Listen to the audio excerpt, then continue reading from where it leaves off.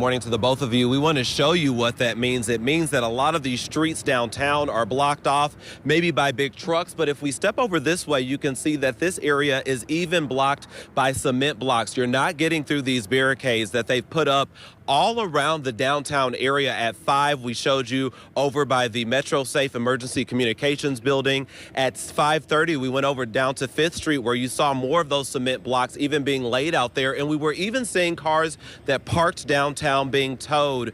This is just off of West Jefferson and Roy Wilkins. If you're looking to get on 64 East or West from West Jefferson, you're not going to be able to get onto Roy Wilkins from here.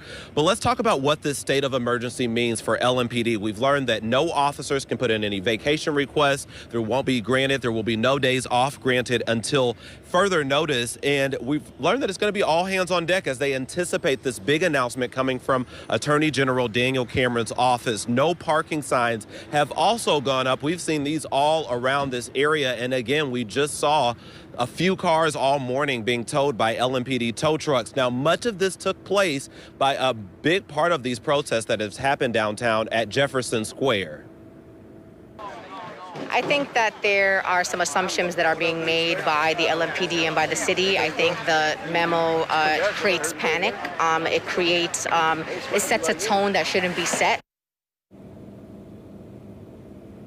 Back out here live, and you can see some of these no parking signs at the meters downtown. We actually, if we can turn over this way, you can see one of the cars that's come over here that can't get through. We've been seeing this all morning long, cars having to make the U-turns just because these roads are closed out here. And really, even this is a one-way street that you're seeing someone make a U-turn live right now. But we want to just tell you that also it's worth noting that we haven't heard anything exactly from Daniel Cameron's office about when that announcement will happen. We'll let you know as soon as that happens, but we want to get over to Mo Rose, who has more on the traffic situation because it could get kind of messy for drivers, Mo.